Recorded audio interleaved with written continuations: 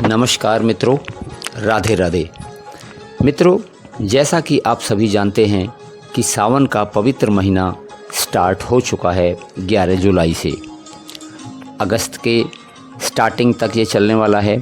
हम आपको बताएंगे कि सावन के इस महीने में कुल कितने सोमवार आएंगे और किस किस तारीख को ये सोमवार आएंगे, व्रत करने का तरीका क्या रहेगा, व्रत में आपको क्या सावधानी रखनी चाहिए, शुभ मुहूर्त क्या रहेगा। हम आपको ये भी बताएंगे कि एक सुहागन स्त्री को अपने प्रियतम की निशानी जो कि सिंदूर होता है उसको कैसे इस्तेमाल करने चाहिए और उसके प्रति क्या क्या सावधानियां रखनी चाहिए, और इस सावन में भगवान शिव का आशीर्वाद पाने के लिए आपको क्या क्या करना होगा। तो मित्रों, आइए वीडियो को शुरू करते हैं।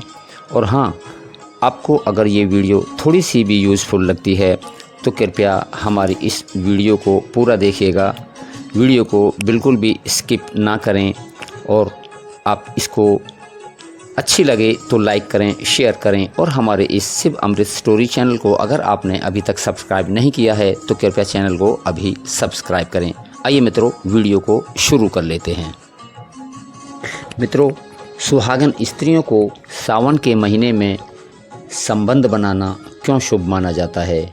क्या आपको ये पता है कि सावन के महीने में अगर शादीशुदा महिलाएं संबंध बनाती हैं तो भगवान भोलेनाथ और माता पार्वती जी बहुत ही ज़्यादा प्रसन्न होते हैं और आप रातों रात करोड़पति भी बन सकते हैं। क्या आप ये जानते हैं कि सावन के महीने में किस दिन एक पति पत्नी को संबंध बनाना चाहिए और क्या सावधानियां रखनी चाहिए? किस रात संबंध बनाने से माता लक्ष्मी जी आपके घर में सीधे वास करेंगी? तो भगवान भोलेनाथ के प्रिय महीने सावन के इस वीडियो को एक प्यारा सा लाइक आप ज़रूर करें। आप सभी शिव भक्तों को सावन की बहुत सारी हार्दिक शुभकामनाएं मित्रों। और भक्तों, अगर अपनी ज़िंदगी में कुछ नया सीखना चाहते हैं तो इस वीडियो को आप पूरा देखिएगा और आधा अधूरा तो बिल्कुल भी नहीं छोड़िएगा। अगर आप एक महिला की जिसकी शादी हो गई है, ऐसे में अगर आपका पति भी इन चीज़ों को पहनने के लिए आपको बोलता है तो आप एक शादीशुदा महिला को भूलकर भी इन चीज़ों से बचना चाहिए, परहेज़ करना चाहिए। आपको ये चीज़ें नहीं पहननी चाहिए जो हम आपको ये बताना चाहते हैं। इनसे बहुत बड़ी दुर्घटना भी हो सकती है और एक विधवा स्त्री भी हो सकती हैं। इन बहुत सारी चीज़ों को एक्चुअल में बहुत सावधानियां रखनी होती हैं। तो मित्रों, आपको कुछ बातें हम आपको ऐसी बताने वाले हैं जो एक पत्नी को ज़रूर से सुनना चाहिए, देखना चाहिए। और मित्रों, एक बिना शर्म किए हुए आप इस वीडियो को ज़रूर से देखें, नहीं तो कोई भी अपनी एक बर्बादी का खुद जिम्मेदार होगा। मित्रों, आइए वीडियो को शुरू कर लेते हैं। एक पति पत्नी शादी हो जाने के बाद अपनी जवानी को ठंडा करने के लिए संबंध बनाते हैं। मित्रों, कई उनकी नई नई शादियां होती हैं तो नई एक जवानी में पति के द्वारा कोई ऐसी बहुत सारी चीज़ लाई जाती हैं जो कि पत्नी को गलती से भी इन चीज़ों को पहन लेती हैं। तो उस समय पत्नी को ये मालूम नहीं होता कि इन चीज़ों को पहनने से पति की मृत्यु तक भी हो सकती है। आज ये वीडियो एक पत्नी को बड़े ही ध्यानपूर्वक से सभी को, कोई भी ज़रूरी काम होगा आप एक दफ़े उनको छोड़ दिएगा। और आपको यह हम बताने वाले हैं कि इस आधुनिक दौर में शादीशुदा में कोई ऐसी चीज़ों को पहन लेती हैं जिसके बारे में उन्हें पता तक नहीं होता। ऐसे में वो महिलाएं स्वयं अपनी पति की बर्बादी का कारण भी बन सकती हैं, क्योंकि उन्हें वास्तुशास्त्र का ज्ञान भी नहीं होता। यहाँ तक कि शास्त्रों में यह भी लिखा हुआ नहीं होता कि कुछ भी ऐसा पहन लिया जाए। ऐसे में उनके जीवन पर नकारात्मक प्रभाव भी पड़ सकता है, यहाँ तक कि परिवार के रिश्ते, पति की जान भी जा सकती है। तो मित्रों, ऐसे में जानते हैं कि आखिर में ऐसी ये कौन कौन सी चीज़ें होती हैं जो महिलाओं को कभी नहीं पहननी चाहिए, कभी धारण नहीं करना चाहिए। उनके बारे में ज़रूर सोचना चाहिए। भगवान भोलेनाथ स्वयं शिव ने भी कहा है कि जो भी व्यक्ति अच्छे तरीके से सावन के महीने में सच्चे मन से पूजा पाठ करता है तो मैं उसको बहुत जल्दी स्वीकार कर लेता हूँ और उसकी हर गलती को क्षमा करता हूँ, उनकी मनोकामना को पूरा करता हूँ, चाहे वह धन से संबंधित हो या व्यापार से ही संबंधित क्यों ना हो। भक्तों, इस वीडियो में हम आगे बढ़ेंगे तो आप इसको सब चीज़ को नोट करिएगा, देखिएगा, वीडियो में लाइक भी कीजिएगा और कमेंट्स में आप हर हर महादेव ज़रूर लिखिएगा। तो मित्रों, वीडियो को आगे बढ़ते हैं, शुरू करते हैं। माता पार्वती जी ने तो आरंभ में ही कहा था, हिंदू धर्म से विवाह के बाद ही स्त्री को 16 श्रृंगार बहुत मायने रखता है। और मित्रों, मांग में सिंदूर, माथे पर बिंदिया, पाँव में पायल और बिछिया, यह लाल जोड़ा की हर सुहागन की एक महिला का शादी का प्रतीक होता है। यह धारण जब एक लड़की अपने घर को छोड़कर किसी दूसरे घर में प्रवेश करती है तो उसके जीवन के मायने ही बदल जाते हैं। वो एक नए घर में प्रवेश करने जाती है और श्रृंगार स्त्री की सुंदरता में चांद लगाता ही है। जैसे मित्रों, आप सब ये जानते हैं कि साथ ही एक मिस्त्री के जीवन में परिवर्तन और समाज में उनकी पहचान एक नए रूप में प्रस्तुत करता है। केवल धार्मिक दृष्टि से ही नहीं, बल्कि इसमें एक विज्ञान भी जुड़ा हुआ है। वैज्ञानिक दृष्टि से भी 16 श्रृंगार का महत्व माना जाता है। 16 श्रृंगार में उपयोग होने वाले सामान की सुहागन स्त्री के वैवाहिक जीवन पर प्रतिनिधित्व करता है। इसमें प्रयोग की जाने बहुत सारी वस्तुओं, चीज़ों का एक अलग अलग महत्व होता है। हिंदू धर्म मानने वाले बहुत सारे सुहागन स्त्री अपने पति की लंबी आयु के लिए और जीवन की सुखी कामना के साथ सावन के 16 सोमवार का भी व्रत करती हैं। मित्रों, ये 16 सोमवार हर किसी को करने चाहिए और 16 श्रृंगार धारण करती हैं, परंतु ऐसी चीज़ भी होती हैं जो कि महिलाओं को कभी कभी पहननी नहीं चाहिए। अब यहाँ तक कुछ भक्त ऐसे भी होंगे जो हमारी बातों को हल्के में ले लेंगे, उन पर बिल्कुल भी विश्वास नहीं करेंगे क्योंकि उन्हें वास्तुशास्त्र का ज्ञान नहीं होता। मित्रों, उन भक्तों को हम यह भी यकीन दिलाना चाहेंगे, कहना चाहेंगे कि जो जानकारी हम बता रहे हैं उनको जान लेंगे तो उनके लिए बहुत अच्छा रहेगा। आज के बाद नए दौर में कोई भी व्यक्ति वास्तुशास्त्र के बारे में नहीं जानता है, ना ही उनको मानता है, तो फिर इन उपायों में या वीडियो को देखने पर वो विश्वास क्यों करेगा। इसलिए भक्तों, सही से सटीक सी और अच्छी सी जानकारी हम आपको बताने वाले हैं और आप इस वीडियो को ज़रूर से देखिएगा, स्किप बिल्कुल भी ना करिएगा, क्योंकि आपके पास जितने भी काम हैं उनको आप थोड़ा सा स्किप कर सकते हैं, आप उनको थोड़ा रोक सकते हैं और आपको बताए जा रहे इस वीडियो को सुनने मात्र से ही आपका बेड़ा पार हो जाएगा। आपकी पूरी जानकारी मिलेगी जो आपकी ज़िंदगी में पूरी काम आने वाली है। आपको बताई जा रही उस विधियों को आप पूरी ढूंढिएगा। और शास्त्रों में भी स्पष्ट बताया गया है, किसी भी शादीशुदा महिला को एकदम बिल्कुल सफ़ेद शर्ट, क्लीन वाइट कपड़ा नहीं पहनना चाहिए।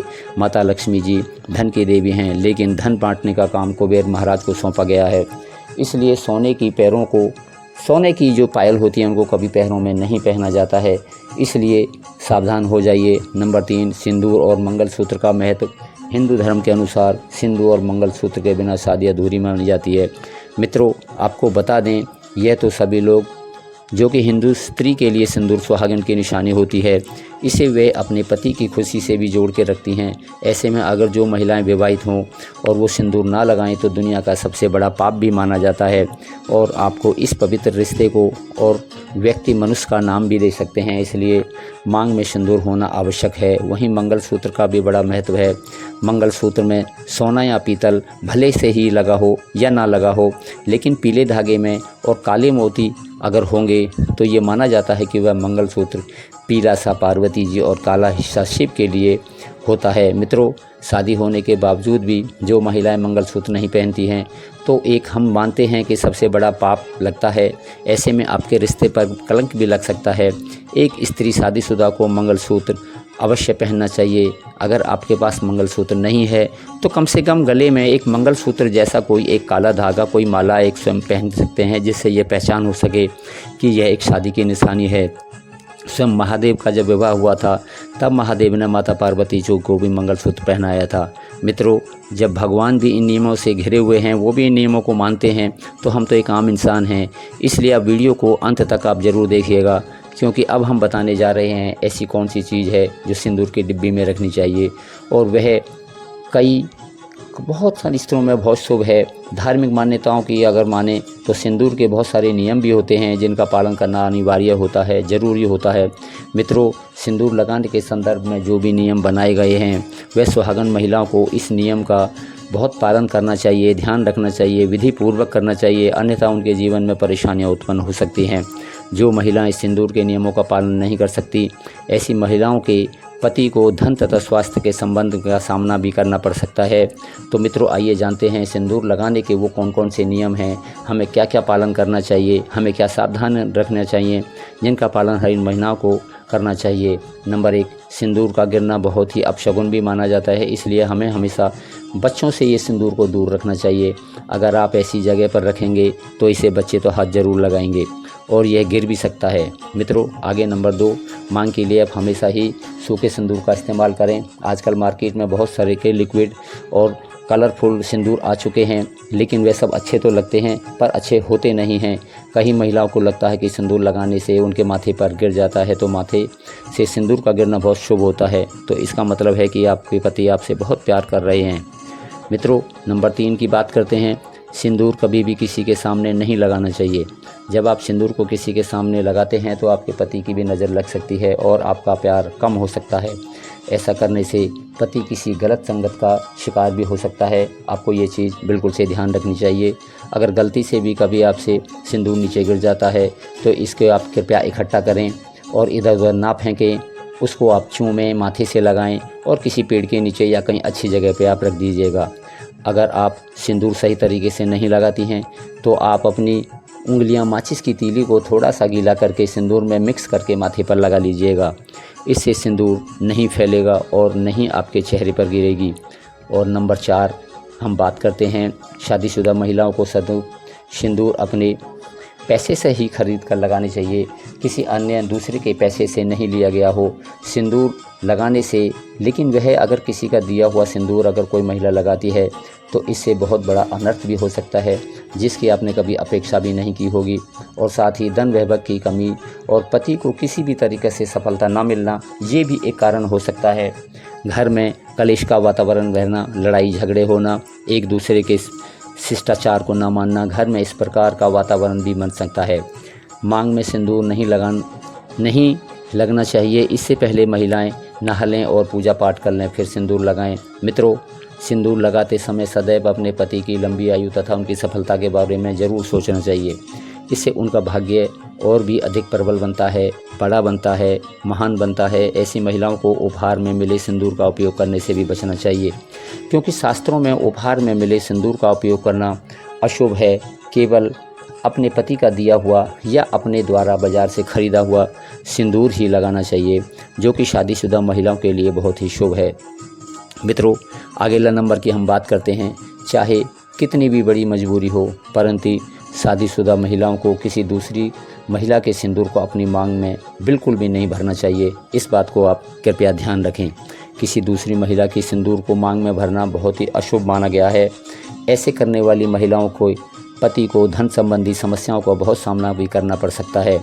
मित्रों, अगले नंबर की हम बात करते हैं।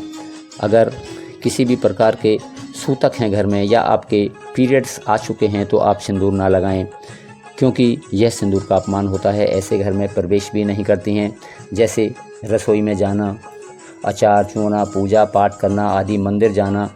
ये हिंदू धर्म में ऐसी मान्यता है कि पीरियड्स के दौरान महिला द्वारा तुलसी में जल डालने से भी तुलसी का पौधा तक सूख जाता है, क्योंकि इस समय महिलाओं के शरीर में एक ऊर्जा का संचार अधिक से होने लगता है। इस ऊर्जा को भगवान सहन नहीं कर पाते हैं, इसलिए पीरियड्स के दौरान पूजा पाठ करना या मंदिर जाना वर्जित माना गया है। मित्रों, पुराने अगर हम टाइम की बात करते हैं तो मंत्र करना चाहिए। अनुष्ठान के बिना पूजा अधूरी मानी जाती थी, लेकिन बहुत समय लगता था दोस्तों पीरियड्स के दौरान में भी महिलाओं को इतनी देर बैठकर पूजा पाठ करना, अनुष्ठान करने में समस्याओं का सामना ना करना पड़े, इसके लिए उन्हें कुछ दिनों तक पूजा पाठ करने से दूर जाता था, जैसे कि 5 दिन तो कम से कम होते थे।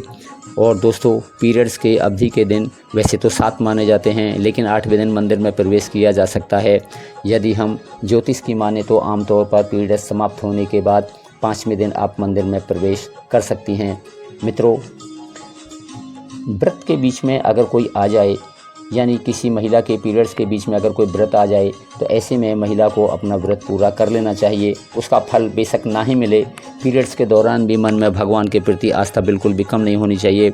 भगवान के लिए मन की शुद्धता सबसे ज़रूरी होती है, शारीरिक शुद्धता तो बाद में आती है। मित्रों, व्रत के दौरान अगर किसी विशेष पूजा का संकल्प आपने लिया हुआ है और वो पीरियड्स के दौरान आप दूर बैठकर कम से कम आप उसमें धार्मिक काम को किसी दूसरे व्यक्ति के द्वारा भी करवा सकते हैं। आप उनको बताते रहिएगा और वो आपके इस काम को करते रहेंगे। पीरियड्स के दौरान भी व्रत के नियमों का पालन ज़रूर करना चाहिए। ऐसे में प्रभु के मंत्रों का मंत्र ज़्यादा से ज़्यादा मनन करना चाहिए। किसी विशेष पाठ का जाप अगर करना चाहती हैं तो वो फ़ोन के माध्यम से या बुक्स में पढ़कर भी आप कर सकती हैं। और पीरियड्स के दौरान स्वच्छता का ख्याल तो बेहद ज़रूरी रखना चाहिए। स्नान भी करना चाहिए, साफ वस्त्र पहनने चाहिए और मंत्र का पूजा पाठ करना चाहिए। धार्मिक मान्यताओं के अनुसार पीरियड्स वाले दिनों में महिलाओं को सिंदूर लगाना चाहिए। यह वह सिंदूर है जिसे हम कुमकुम के नाम से भी जानते हैं।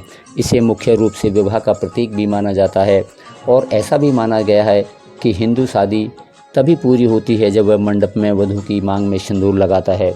मित्रों, सिंदूर को विवाह का प्रतीक माना जाता है। विवाहित महिलाएं अपने माथे पर बीच से लेकर सर के मध्य तक बालों के बीच में सिंदूर लगाती हैं। जैसा कि आप सब जानते हैं, सिंदूर लगाने की रस्म सबसे उत्तम और सबसे मुख्य रीति रिवाज में से भी एक होती है। शादी के बाद भी सिंदूर लगाने के नियम होते हैं जिसे हर एक सुहागन स्त्री को ध्यान में रखती है। क्योंकि सिंदूर को सुहाग का प्रतीक भी माना जाता है, इसलिए महिलाएं अपने पति की लंबी आयु की कामना के साथ साथ मांग में सिंदूर लगाती हैं। भक्तों, शास्त्र में तो सिंदूर लगाना बेहद ही शुभ माना गया है, लेकिन पीरियड्स के दौरान जो विवाहित महिलाएं उन्हें अशुद्ध माना जाने लगा है, इसलिए कभी भी शादीशुदा महिलाओं को कभी सिंदूर ना ही लगना चाहिए। तो यह तो वह नियम मित्रों जो प्रत्येक शादीशुदा महिलाओं को ज़रूर से ध्यान में रखना चाहिए। खासकर तो ये सावन का जो महीना चल रहा है, इस महीने में यह गलती करने से बचना चाहिए, नहीं तो आप अपने घर की खुद जिम्मेवार होंगी। अगर आपकी कोई घर बर्बादी होती है, स्वयं ही बन जाएंगे। मित्रों, आप इसके लिए सावधान हो जाइए। और भक्तों, हम एक बात और जान लेते हैं कि सावन का महीना कब से शुरू हो रहा है और कब तक ये समाप्त होगा। जैसे मैं शुरू में बताया था कितने सोमवार हैं, तो हम आपको ये बता देते हैं कि 2025 में श्रावण महीना आप तिथि 11 जुलाई से मित्रों ये शुरू हो चुका है और 9 अगस्त 2025 शनिवार को संपन्न भी होगा। इस दौरान कुल 4 सोमवार पड़ेंगे। जब सावन सोमवार का व्रत रखा जाता है, सावन सोमवार की तिथियां, पहला अगर हम सोमवार की बात करते हैं तो वह 14 जुलाई 2025 को होगा, दूसरा 21 जुलाई को, तीसरा 28 को और चौथा 4 अगस्त 2025 को। कुल सोमवार की संख्या होगी 4। पूजा का श्रेष्ठ मुहूर्त विशेष रूप से पहले सोमवार के लिए सुबह ब्रह्म मुहूर्त 4:16 से 5:04 तक, अभिजीत मुहूर्त दोपहर 11:59 से 12:55 तक पूजा का सर्वोत्तम समय है। दोपहर 11:18 से 12:32, अपहारण दोपहर, राहु काल सुबह 7:16 से स्टार्ट है मित्रों और 9 बजे तक। चलिए अब जान लेते हैं व्रत की पूजा विधि। नंबर 1, अगर हम बात करें सबसे पहले स्कल एवं स्नान ब्रह्म मुहूर्त में उठकर शुद्ध जल से आप स्नान कीजिएगा। स्वस्थ साफ वस्त्र पहनिए। ओम नमः शिवाय का संकल्प लेकर व्रत शुरू करें। नंबर 2, पूजन सामग्री एवं पूजा के सामग्री बताई हुई विधि, शिवलिंग और प्रतिमा, इन दोनों को आप लेके और पंचामृत, गंगा जल, दूध, दही, घी, शहद, चीनी से भी अभिषेक करें। बेलपत्र, धतूरे से सफ़ेद फूल, भस्म, चंदन, अक्षत यानी हमारे पूरे जो चावल होते हैं उनको अक्षत कहते हैं, मिठाई अर्पित करें और ओम नमः शिवाय का आप मंत्र का जाप करें। 108 बार मंत्र का जाप करें। साथ में शिव चालीसा पढ़ें, रुद्राष्टक, महामृत्युंजय का पाठ भी कर सकते हैं। अगले हम नंबर की बात करते हैं जो कि नंबर 3, व्रत पालन एक आहार, फलाहार या पूर्ण उपवास, केवल एक समय भोजन ना करें और दिन भर शिव भक्ति में लीन रहें। सच बोलें और साफ बोलें, संयमित रखें। मांस मंदरा से बिल्कुल परहेज रखें, बिल्कुल दूर रहिएगा। नंबर 4, संध्या आरती और कथा, शाम को दीप प्रज्वलन आरती करें। सावन सोमवार की कथा सुनें। राहु काल से परहेज, सुबह ब्रह्म मुहूर्त में उठकर स्नान आदि स्वच्छ वस्त्र संकल्प करें। पूजन स्थल शिवलिंग अथवा प्रतिमा पर पंचामृत सवेरे कर अर्पण, बेल, धतूरा, सफ़ेद फूल, अक्षत, पंचामृत, फल, मिठाई आदि जप एवं ओम नमः शिवाय का बार आप 108 बार जरूर करिएगा। शिव चालीसा, दुर्गाष्टक, महामंत्र, मंत्र, संध्या, दीप प्रज्वलित, धूप आरती, कथा का पाठ, श्रवण पाठ, शाम तक पश्चात एक आहार फलाहार करना चाहिएगा। सनातन मान्यता के अनुसार सावन सोमवार से मनोकामनाएं पूर्ण होती है, संतान सुख समृद्धि, वैवाहिक मर्यादाएं बढ़ती हैं पुराणों के अनुसार। और जो अविवाहित कन्याएं हैं तथा विवाहित महिलाएं विवाह से संबंधित स्नेह एवं परिवार कल्याण हेतु यह व्रत करती हैं। मित्रों, शास्त्रों के अनुसार सावन के महीने को सभी साल के 12 महीने में से सबसे उत्तम और श्रेष्ठ माना जाता है, क्योंकि इस दिन भगवान भोलेनाथ माता पार्वती जी की पूजा करने से व्यक्ति को भौतिक सुखों के साथ साथ सुविधाओं की प्राप्ति तो होती ही है। मित्रों, आप हमारे कमेंट्स बॉक्स में सच्चे हृदय से, साफ हृदय से जय भगवान भोलेनाथ, हमारी माता पार्वती जी, बाबा भोलेनाथ आपकी मनोकामना को इस पूर्ण करें ज़रूर करिएगा। और आप जानकारी अच्छी लगी हो तो मित्रों वीडियो को लाइक करें, चैनल पर नए हैं चैनल को हमारे सब्सक्राइब करें। आपने अंत तक हमारा वीडियो देखा इसके लिए बहुत बहुत धन्यवाद। मित्रों, आगे फिर दूसरी वीडियो में मुलाकात होगी, तब तक के लिए हर हर महादेव, जय महाकाल, राधे राधे मित्रों, जय श्री कृष्णा।